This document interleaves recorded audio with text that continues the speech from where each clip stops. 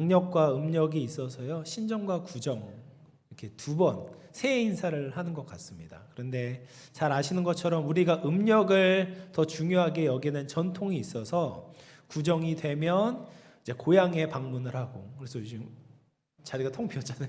많이들 이제 고향으로 내려가시고 새해 인사도 하시고 이제 떡국도 함께 나누시는 것 같습니다. 설날 아침에 떡국을 먹는 이유를 아시나요? 순백의 떡, 백색의 떡과 국물을 먹으면서 지난해 안 좋았던 모든 것을 다 잊고 새롭게 시작한다라는 의미를 담고 있습니다. 새해에 새로운 시작을 하기 원하는 것은 모든 사람이 가지고 있는 바람이겠죠. 그런데 여러분 연세만큼 떡국을 드셨지만 떡국을 먹는다고 새로운 시작이 일어나게 됩니까? 아니죠. 안 그렇습니다. 왜 그럴까요?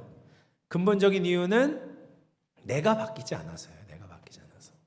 달력은 떨어져서 2024년이 되었는데, 새해가 되었는데 새로운 시간을 맞이하는 나는 똑같은 사람이기 때문에 새로운 다짐이 계속해서 무너지게 되는 겁니다. 똑같이 제자리로 돌아오게 되는 것이죠. 그러면 떡국을 먹는다고도 되지 않고 새해 다짐이나 계획으로도 불가능한 이 새로운 삶을 살기 위해선 우리가 어떻게 해야 될까? 오늘 말씀을 가지고 좀 나누려고 합니다. 오늘 말씀을 보면은 옛사람과 새사람의 정확한 대조를 이루는 것을 보게 됩니다. 4장 22절 말씀 우리 같이 한번 읽어보도록 하겠습니다. 22절입니다. 시작. 너희는 유혹의 욕심을 따라 썩어져가는 구습을 따르는 옛사람을 벗어버리고. 여기 보면 옛사람의 특징이 나옵니다. 옛사람이 따르는 것이 있대요. 무엇을 따른다고 합니까? 유혹의 욕심을 따른다라고 이야기를 합니다. 사람에게는 정당한 욕구가 있어요. 여러 가지 욕구가 있죠. 먹고자 하는 욕구도 있고, 육체 잠자고자 하는 욕구도 있고, 여러 가지 욕구가 있고, 쉬고자 하는 욕구도 있습니다. 이런 건 다 정당한 욕구거든요. 근데 그 욕구가 원래 위치해야 되는 한계와 테두리를 벗어나게 되면 그것이 사람을 속이는 거예요. 예를 들면 쉬고자 하는 욕구가 있거든요.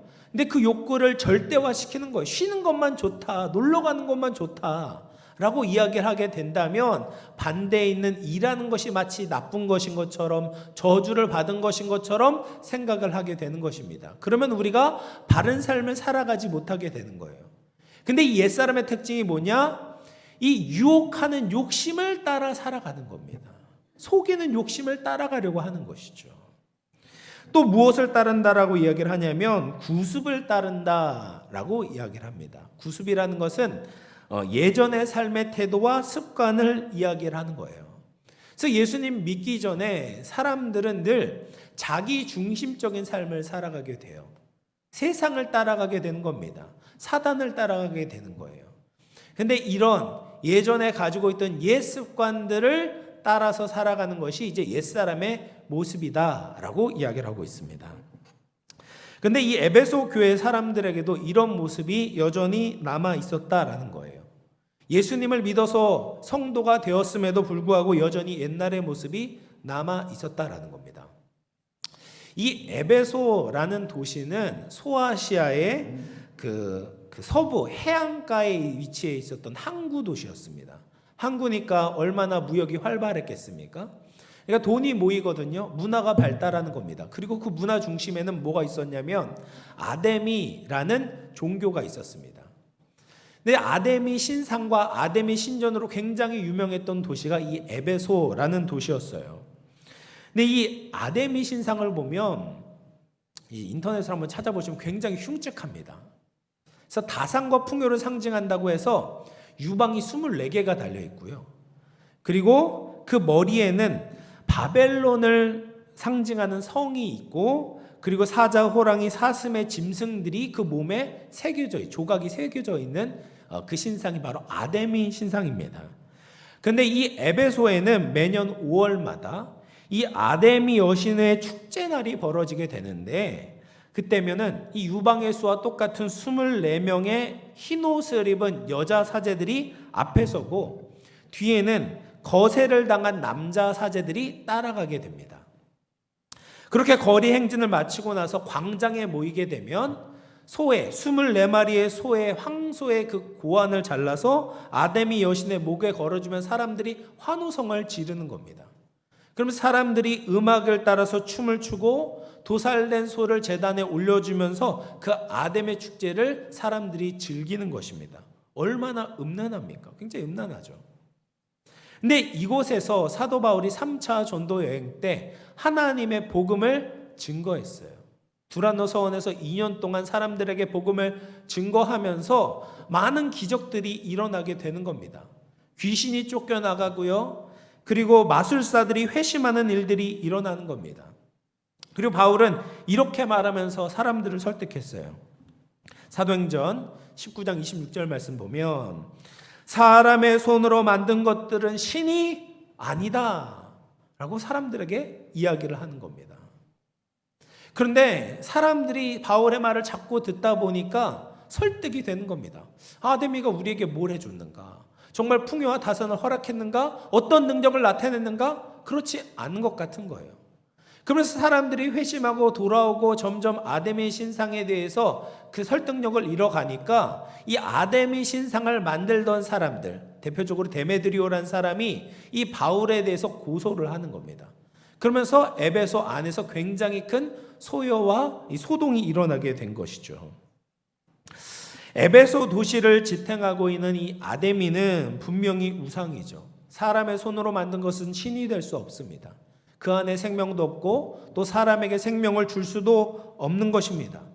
그럼에도 불구하고 사람들은 아데미를 섬기는 것을 멈추지 않았습니다. 심지어 에베소 교회의 멤버였던 이방인 성도들도 과거에 즐기던 이 아데미의 유혹을 받고 있었습니다.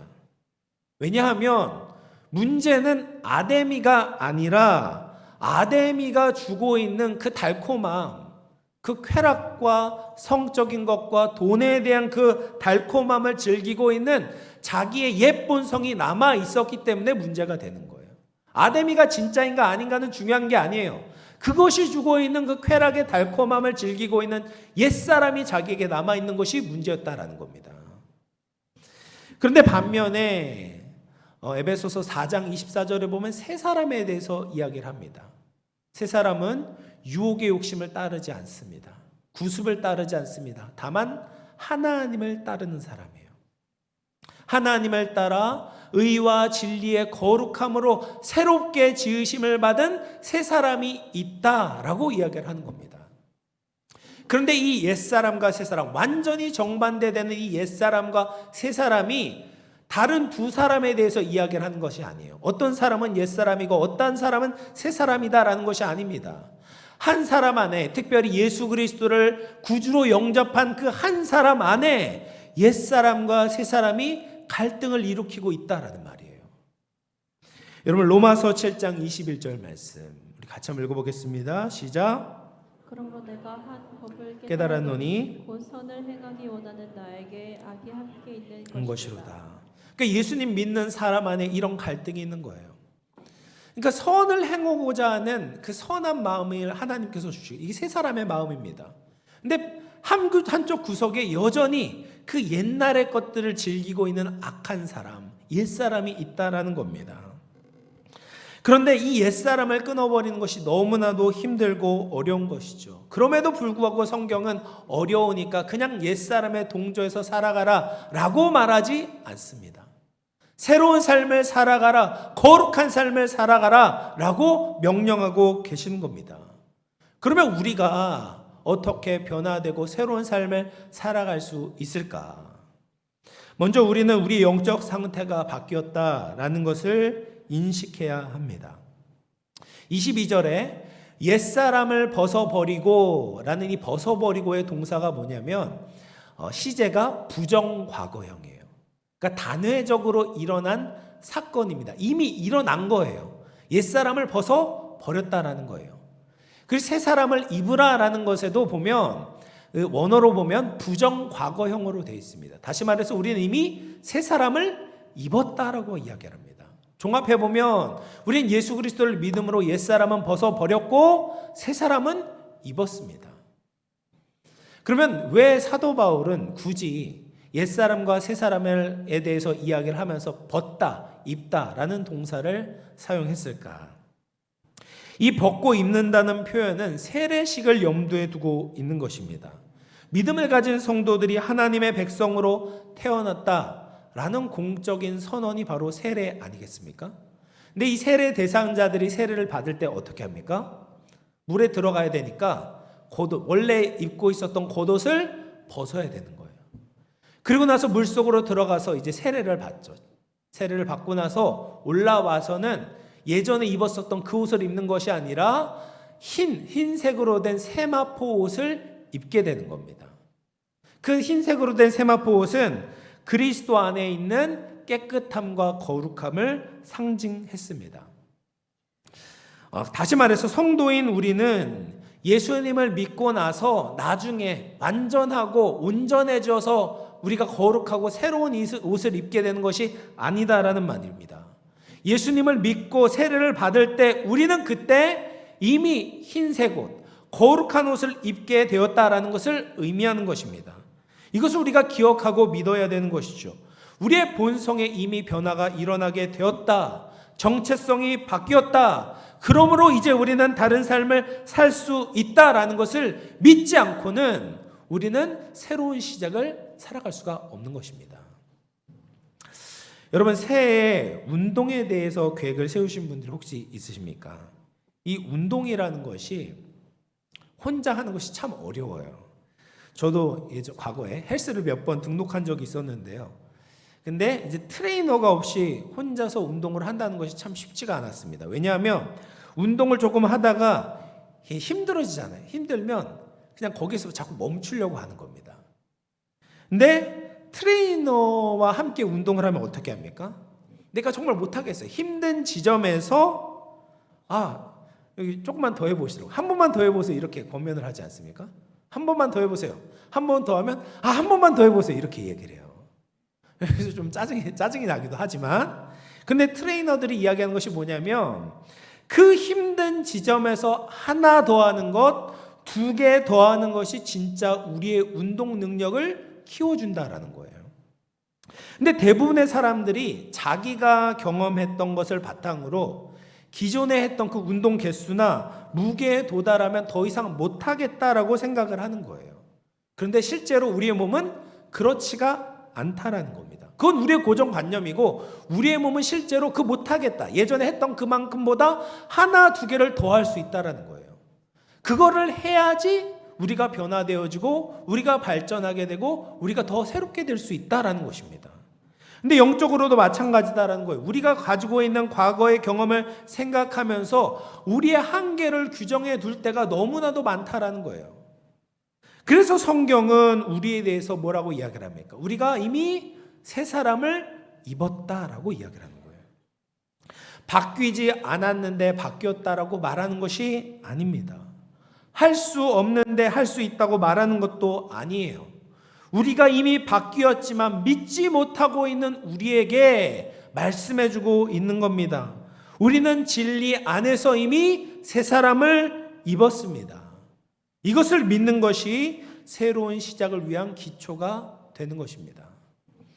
사랑하는 성도 여러분, 우리는 그리스도와 함께 죽고 그리스도와 함께 살아났습니다.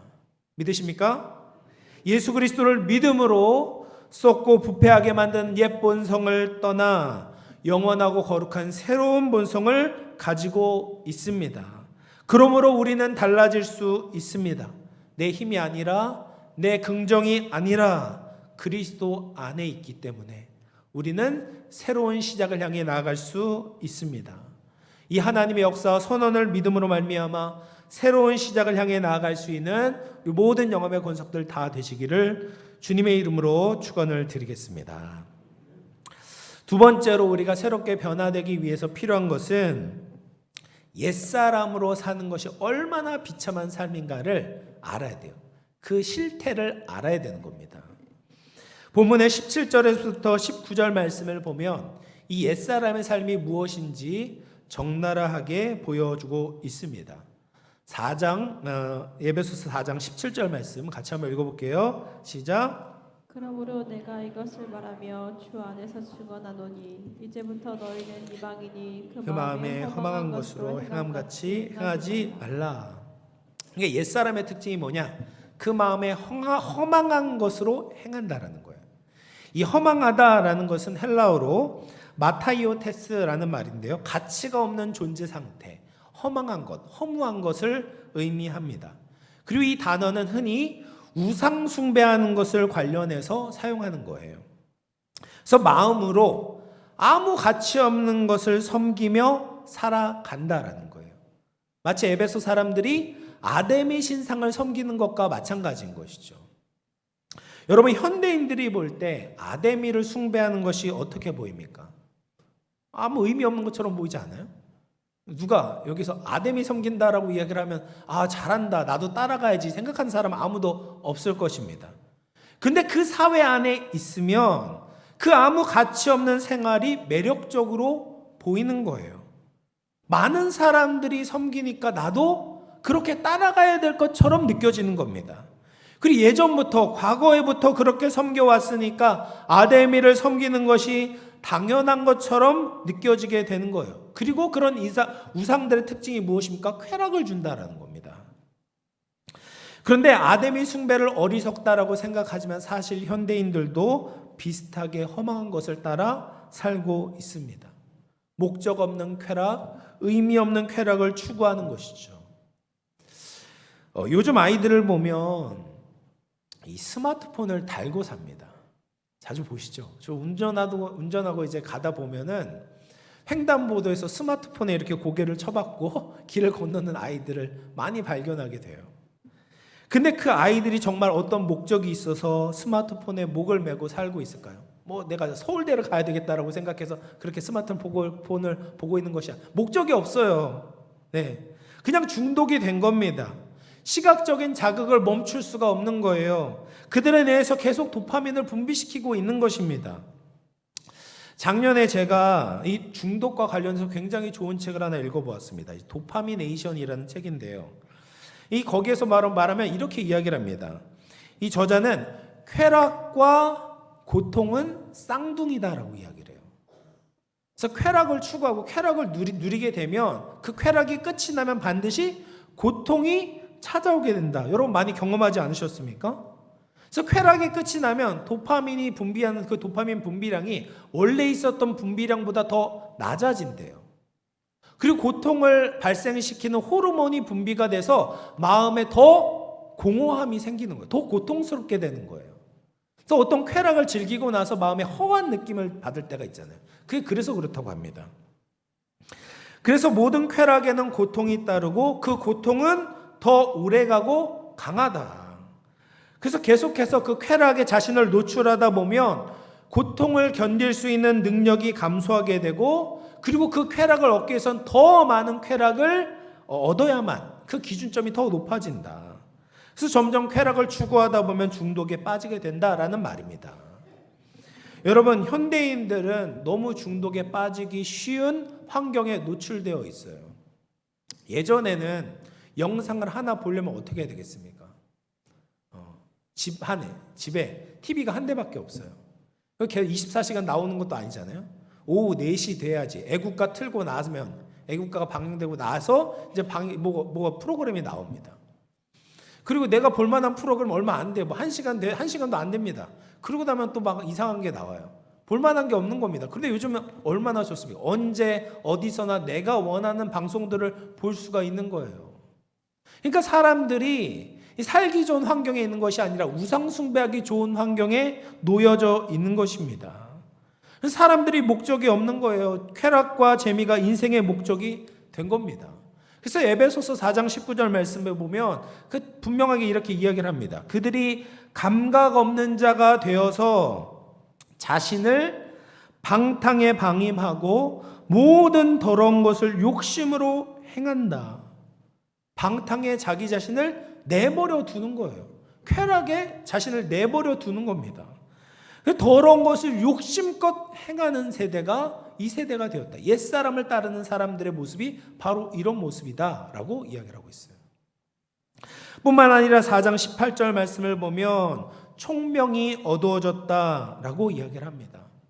가만히 자신의 인생을 성찰하고 돌아보지 않습니다. 내 인생이 과연 어디로 흘러가고 있는가, 이 세상에 있어서 나는 어떤 존재인가에 대해서 돌아보고 생각하는 사람들이 굉장히 드물어졌다라는 것입니다. 하나님의 말씀을 버리고 허무한 것을 뒤따르다 보면 그 사람의 인생 자체가 허무하게 됩니다. 눈과 귀와 입이 없는 우상을 섬기다 보면 자기의 눈과 귀와 입이 제 기능을 발휘하지 못하게 되는 거예요. 우상을 섬기면, 허망한 것을 따르면 하나님의 말씀을 듣지 못하게 돼요. 하나님의 역사를 보지 못하게 됩니다. 하나님의 말씀을 전할 수 없게 되는 거예요. 쾌락의 노예로 살고 있는데 자기가 잘 살고 있다고 착각하는 것입니다. 마지막으로 이 옛사람은 하나님의 생명에서 떠나 있다라고 성경은 말하고 있습니다. 사실상 죽어 있는 것입니다. 하나님의 말씀과 상관없이 자기 자신만을 위해서 사는 사람은 죽어 있는 것입니다. 이 세상에 살고 있지만 목적도 없고 의미도 없습니다. 근데 사람들은 이런 자신의 실존에 대해서 생각하고 싶지 않아요. 왜냐하면 답이 없거든요. 그래서 다시 쾌락으로 돌아가는 것입니다. 이것이 옛사람의 모습이다. 사랑하는 성도 여러분, 많은 사람들이 이렇게 허무한 것을 섬기며 살고 있습니다. 그럼에도 현실을 마주할 용기가 없어서 술을 마시고 약을 하고 게임을 하고 영상에 취해 있습니다. 그런데 그 쾌락을 따르면 그 후에 더 우울해집니다. 더 고통스러워집니다. 쾌락은 우리에게 궁극적인 답을 줄 수 없는 것이죠. 예수님만이 우리의 인생에 진짜 정답을 주실 수 있습니다. 예수님 안에서 우리는 옛사람을 벗어버리고 새 사람을 입을 수 있는 거죠. 이제는 다르게 살아갈 수 있는 것입니다. 그러면 우리는 어떻게 하면 새 사람에 합당한 삶을 살아갈 수 있을까요? 에베소서 4장 21절 말씀인데요. 4장 21절 우리 같이 한번 읽어보겠습니다. 시작. 너희가 참으로 그에게서 듣고 또한 그 안에서 가르침을 받았을진데. 여러분, 우리는 예수 그리스도를 믿음으로 새 사람이 되었잖아요. 그러면 새로운 삶의 방식을 배워야 되는 거예요. 걸음마부터 다시 시작해야 되는 겁니다. 그럼 누구에게서부터 배워야 됩니까? 진리 대신 예수님에게서 배워야 되는 거예요. 예수님에게서 가르침을 받아야 되는 겁니다. 에베소 교회 성도들도 실제로 예수님을 만난 적이 없었어요. 바울을 통해서, 사도들의 편지들을 통해서 그들이 예수님이 어떤 분이신지 배웠던 겁니다. 어떻게 살아야 될지 배우는 겁니다. 우리도 마찬가지예요. 우리도 하나님의 말씀을 통해서 예수님이 어떻게 사셨는지, 우리가 어떻게 살아야 되는지 새롭게 배워야 되는 거예요. 근데 이 완고한 사람들이 있어요. 믿음이 있어도, 예수님 믿는다고 하면서도 자신의 삶의 패턴을 끝까지 유지하고 주장하는 사람들은 절대로 배울 수가 없는 것입니다. 사랑하는 성도 여러분, 새 성경을 더 읽으시기를 축복합니다. 예수님께 배우십시오. 아무리 타고난 천재라고 해도 배우지 않으면 아무것도 할 수 없는 것입니다. 하나님의 새 사람을 입었어도 우리가 예수님께 배우고 해보고 살아봐야 합니다. 그럴 때 우리가 공허하고 의미 없는 삶에서 벗어나 하나님께서 기뻐하시는 열매 맺는 삶을 살게 될 줄로 믿습니다. 또 한 가지 우리가 새로운 삶을 살기 위해서 어떻게 해야 되는가? 23절 말씀 보시면 이렇게 이야기해요. 오직 너희의 심령이 새롭게 되어 라고 이야기를 해요. 근데 이거 원어로 보면 뭐라고 했냐면 오직 너희 마음에 그 영으로 말미암아 새롭게 되어야 된다라고 이야기를 합니다. 근데 바울 서신에서 그 영이라는 것은 늘 성령을 가리키는 거예요. 그래서 우리 마음 가운데 계신 성령으로 말미암아 우리가 새롭게 되어져야 된다라는 말씀입니다. 여러분, 우리의 마음이 얼마나 중요합니까? 내가 완전히 완성되지 않았어도, 내가 완전히 거룩한 삶을 살지 못했어도 우리의 마음이 바른 길을 향하기 시작하면요, 결국에는 그 바른 길로 갈 수 있게 돼요. 그런데 환경이 아무리 달라졌어도 우리의 마음이 예전과 똑같다면 우리의 삶의 변화가 일어나기가 어려운 겁니다. 그럼 우리의 마음이 어떻게 변화될 수 있는가? 성령님께서 도와 주셔야 된다. 성령님을 의지하면 우리의 마음이 새로워질 수 있는 것입니다. 이 전자기기를 사용하다 보면은 이 전자기기가 자꾸 느려지는 것을 보게 돼요. 그러니까 그 안에 자꾸 쓰레기가 쌓여지는 것처럼 느껴지게 됩니다. 그래서 느려지기도 하고 다운도 됩니다. 제가 이제 지난 교회에서 사역을 하면서 필요한 자료가 있어서 막 검색을 하다가 어떤 링크를 클릭을 했는데 막 프로그램이 막 깔리는 겁니다. 그러면서 저에게 있는 모든 파일에 이제 암호가 걸리게 된 겁니다. 소위 이제 랜섬웨어라고 하는 랜섬웨어에 걸리게 된 거예요. 그래서 이 제 바탕화면을 보니까 이 랜섬웨어를 만든 사람이 이제 영어로 메시지를 보낸 거예요. 네 파일을 살리고 싶으면 네 이 계좌에다 돈을 보내라. 그래서 지금 정확히 기억 안 나요. 하지만 꽤 큰 금액이 있어요. 100만 원 넘는 금액을 계좌로 보내라는 거예요. 그 사람이 누군 줄 알고 보내겠습니까? 그래서 보내지 않고 이거 어떻게 해야 되나 생각을 하다가 이제 결단을 한 거예요. 그러면서 이 컴퓨터에 연결된 네트워크를 끊어버리고 그 컴퓨터 자체를 포맷을 했습니다. 제가 지금껏 쌓아두었던 자료가 너무 아까웠지만 어쩔 수가 없는 거죠. 그렇게 다시 깨끗하게 포맷을 했을 때 컴퓨터를 사용할 수 있었습니다. 여러분, 우리 안에 있는 것들도 마찬가지예요. 죄와 허물로 물들어졌을 때 우리 어떻게 해야 될까요? 아까워해서는 안 되는 거죠. 이것은 좀 남겨두면 어떨까라고 생각해서는 안 되는 겁니다. 그냥 두지 말고 새롭게 포맷을 하는 거예요. 어떻게? 성령으로 새롭게 되는 겁니다. 우리의 마음이 새롭게 되어질 때, 성령께서 우리의 마음을 새롭게 하실 때 우리는 비로소 주님을 따를 수 있는 겁니다. 아까워하지 마세요. 내가 이전에 있었던 것, 내가 좋게 있었던 것, 그런 거 아까워하고 포맷하지 않으면 이 컴퓨터가 제대로 기능을 할 수 없는 겁니다. 성령이 우리의 마음을 새롭게 하실 때 우리가 비로소 예수님의 음성을 듣고 거룩한 삶의 여정을 걸어갈 수 있는 것입니다. 마지막으로 에베소서 4장 17절 말씀을 보시면 여러분 재미있는 표현이 나와요. 17절 말씀 보시면 이제부터 너희는 이방인이 그 마음에 허망한 것으로 행함같이 행하지 말라. 여러분, 지금 보내고 있는 에베소 교인들은 이방인이었어요. 인종적으로는 이방인이었는데 더 이상 사도 바울은 이방인이라고 부르지 않습니다. 왜냐하면 그들은 이제 이방인이라는 정체성으로 살아서는 안 되기 때문입니다.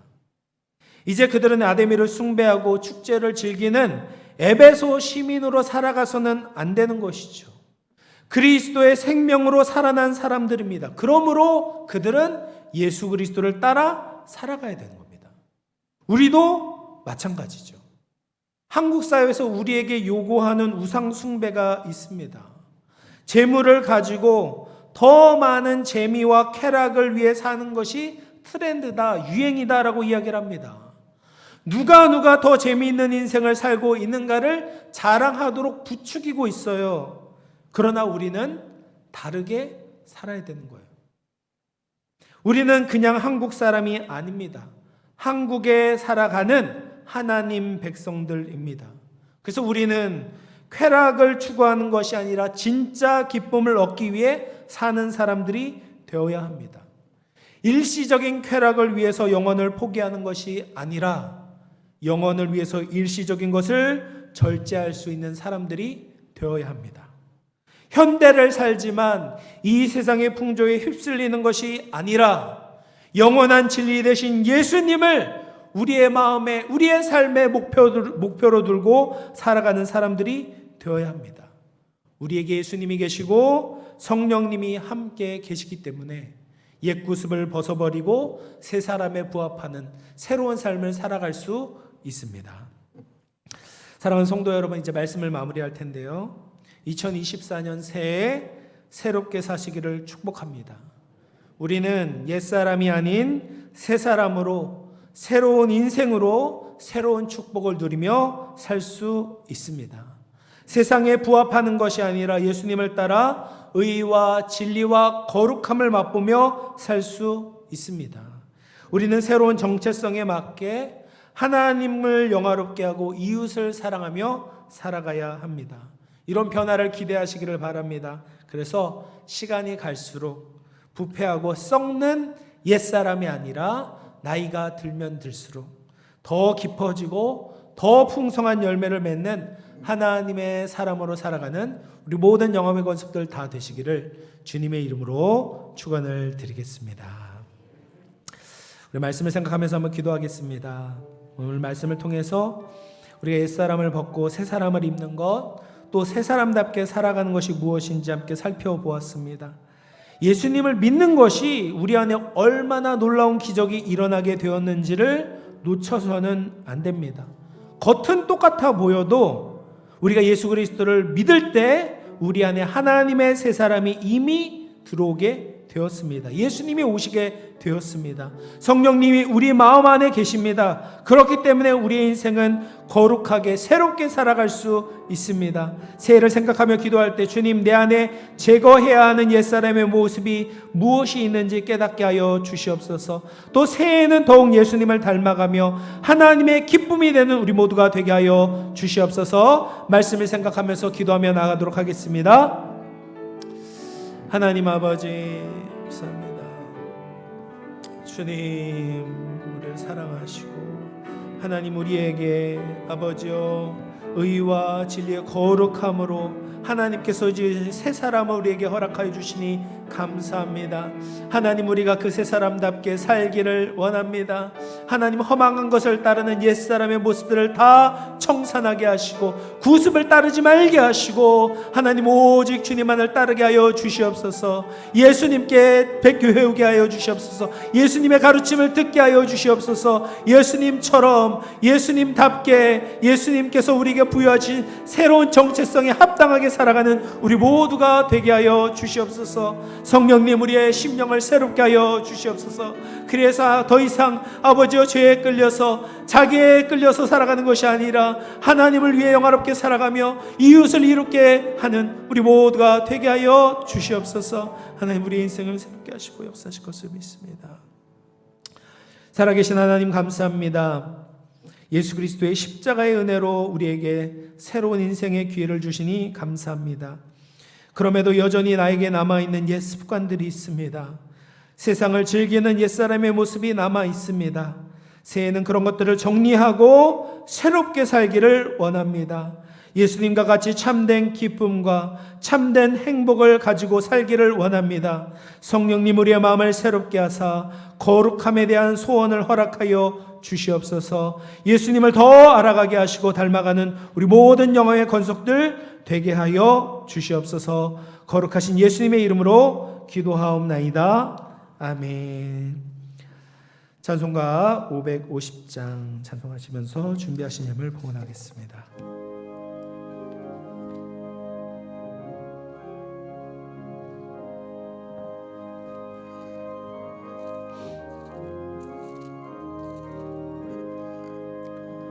시온의 영광이 빛나는 아침 어둡던 이 땅이 밝아오네 슬픔과